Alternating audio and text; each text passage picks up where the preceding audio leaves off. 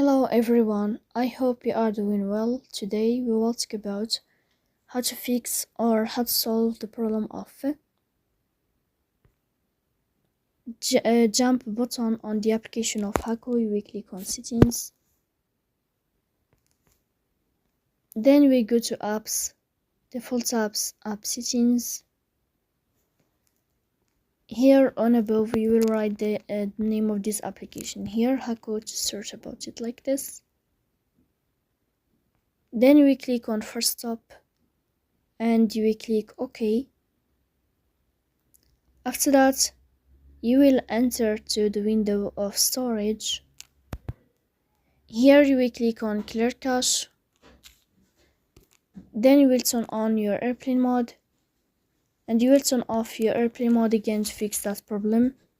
So that's all. Don't forget to support us, bell icon, subscribe.